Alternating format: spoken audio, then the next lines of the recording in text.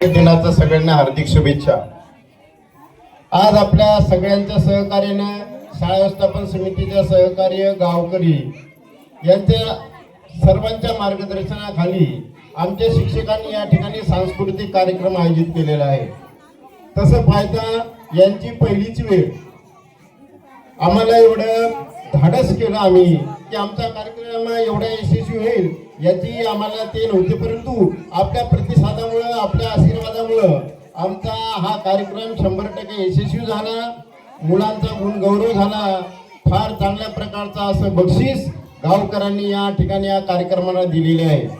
तसं पाहता शाळेमध्ये आमची वन मॅन आर्मी आमचे चिंगोले सर आणि 2 शिक्षिका मॅडम यांनी या 10-15 दिवसांमध्ये मुलांचे कार्यक्रम बसवून एक चांगल्या प्रकारे सुयोग्य असा कार्यक्रम कोणत्याही प्रकारचं काही चूक होऊ न देता चांगल्या प्रकारचा आमचा कार्यक्रम या ठिकाणी साजरा केलेला आहे। अशाच प्रकारचा सर्वांचं सहकार्य आम्हाला यापुढेही लाभो।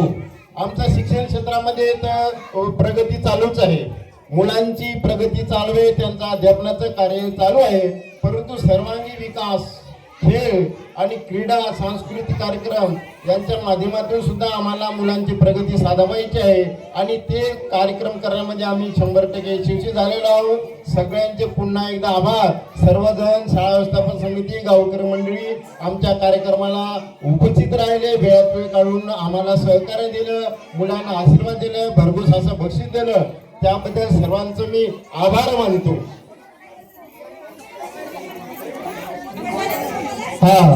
धन्यवाद काकडे सर।